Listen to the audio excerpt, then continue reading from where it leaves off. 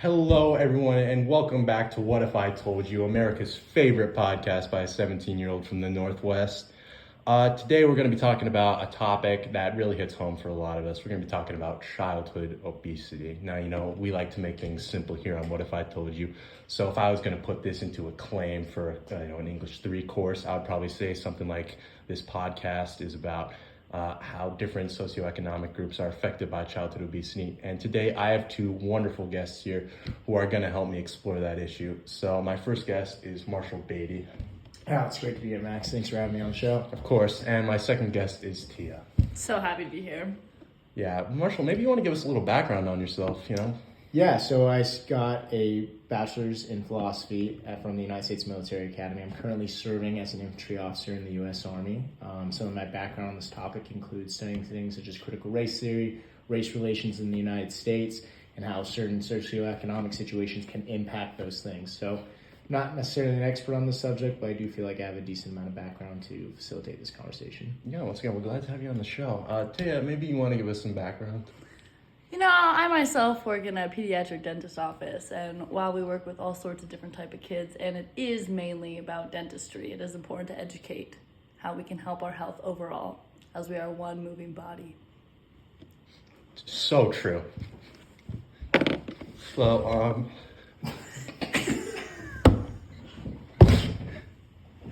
With that, I'd like to provide some information today. Okay, Hispanic and polluting the audio.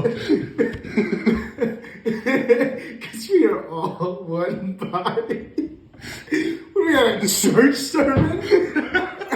Oh my God. We're not cutting. Focus on. Wait, you say we're cutting? Read your damn lines! You say we're cutting? Love it. Okay, I love it. Okay, I'm ready. I'm back. Okay. And I would just like to educate some people on some information today.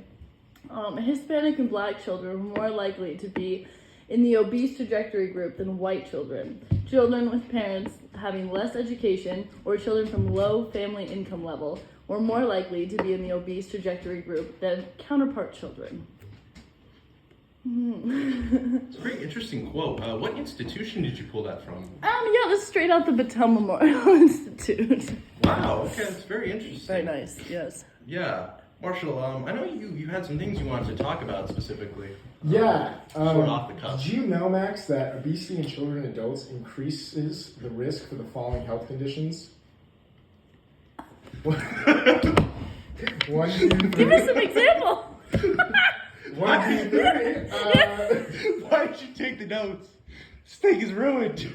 Why do you have 1? No, it's okay. We can cut it. Through all of this. We can cut it. No. Let's give him Right, some reasons, some things. We'll cut it. All right. Yeah, Right. No, we'll cut it. Hold on. He can save it. Max, did you know obesity in children and adults increases the risk for the following health conditions? High blood pressure and high cholesterol, which are risk factors for heart disease, type 2 diabetes, breathing problems such as asthma and sleep apnea, joint problems such as osteoarthritis and musculoskeletal discomfort, gallstones, and gallbladder disease. Childhood obesity is associated with psychological problems such as anxiety and depression, low self-esteem, and lower self-reported quality of life, social problems such as bullying and stigma, and can lead to them being obese as adults. Wow, so clearly what we can see here is that obesity is a terrible issue, and it really is a health concern that's facing our generation. Now, let's get into maybe how different groups are affected by, how their socioeconomic factors affect their childhood obesity rates. That's not what I'm on. This is impossible. Well, why are we just scrolling through my notes? I didn't tell you people. Max, there's a possible solution situation. I'm supposed to read. I'm sorry, can you ask your question again? I'll listen to it now. Go ahead. Okay, I'm listening. we're cutting this tape. Yeah. No! I didn't mean to scratch you. I'm sorry. Say it again. I've got This is it. gonna be a lot of editing. You have to say this forever. Anyway. Wait, this is an important issue. I didn't really want to read through the notes. Right, so I'm not even looking at it. Go ahead and ask so your we're just having a question. conversation. Yeah, Yeah. this is a podcast. Or she'll set me up for failure. Why did you even give us the quotes in the first I place? gave you the quote so she could read a quote because I have to have a quote in it. Oh, okay. And I nailed it! You do that one quote and then we'll just wrap. I'm not editing any of this. No. This is just Fine, gonna be I'll the No, quote. send it to her, but say your question again. I'm I'll ready. do the quote then. No, I nailed it! Cool. Okay, fine, do the quote, but let's go. No, go ahead and ask your We're question. not Just cutting, ask. Marshall. We haven't Oh, No, cut. we're just- not cutting. He asked an actual question Well, we that can I'm do- ready to listen to. Yeah, but we can And do a good job if we just answer. try it one more time. No, I said we should- no, he No, I doesn't. think we will. We've taken 5 takes and he still hasn't asked me my last name. We're not doing it again. It's finesse. We're not doing it again. Finesse. Because Finesse. I'm either Tia or Taya, and that's it. You get Marshall Beatty. Okay. And I'm 2 different names. We're just rolling with it. Yes, We're gonna cut ask this your all question, Max. Say it out. again. You look at the editing. Okay, You shouldn't edit. no, we're just setting it straight. No, this is great. Brooks is gonna love it. Go ahead. Okay, so how do you think groups in different socioeconomic status are affected by childhood obesity? Like, how would you say, making a lesser income or having a lower education or maybe being in like a or like a minority, how do you think that affects your childhood obesity rates? Well, it has a pretty strong effect. I mean, if you put a kid in a household where they've got lots of access to different types of foods, higher income, they can go out more, they're going to have a better food source. You get kids that they don't really have a lot going on. They have the foods that maybe might not be the best for them, and they're eating when they can.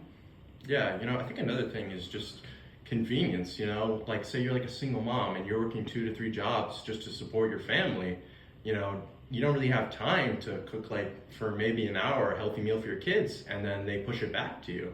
Absolutely. Mm-hmm. Yeah, I mean, it's so much more convenient just to stop by a burger joint and get them something they'll like. Well, and if mom or dad are providing, are you going to argue? Excuse me?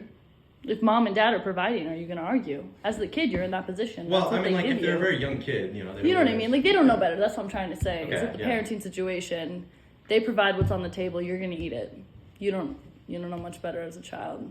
It's kind of a crummy situation. Yeah, Marshall, maybe you want to add anything to this conversation? Yeah, you also have to think about that a lot of these kids are reliant on the public school system to provide them with their meals for the day. Mm-hmm. And while Michelle Obama tried to do a great job at trying to curtail us to more healthier options, what we ended up seeing at the end of the day is, school board lawyers got involved to the point where they would make it so the macronutrients involved in these foods would meet the demands that Michelle Obama laid out.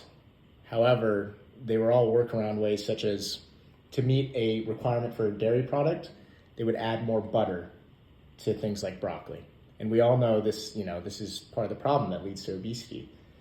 And these are just some of the situations that you don't necessarily see in a more affluent community where they can actually afford to bring their own lunches to school or any other means of maybe going out and getting food at a nicer place. Wow, Okay, guys, I'm really glad to have you on the podcast today. Unfortunately, we're going to have to cut the show there. What? I was just getting into it. Not even done. I have so much more lined up. I'm not even done. I've got my script Did you know to the left of me. that we had been redlining different housing districts to the point where minorities have been pushed into low-income communities where they can't afford access to good, healthy choices. There's McDonald's and Taco Bell running rampant in the streets, and it's just completely terrible. It's completely awful. These poor kids are going to be ruined. They're going to be ruined. They're going to be bigly. They're all going to be huge. It's awful. No, I'm sorry. You sounded educated up until that very point. Every child is beautiful. That is not the kind of attitude we have. Are you body shaming our American children right now? I think they have the right to identify as skinny if they want to. You think I'm skinny? I'd like to thank everyone for listening. Goodbye. Have a good day, Goose 3. We love you! Happy to be here as Taya. Tia. Taya. Do not send this to your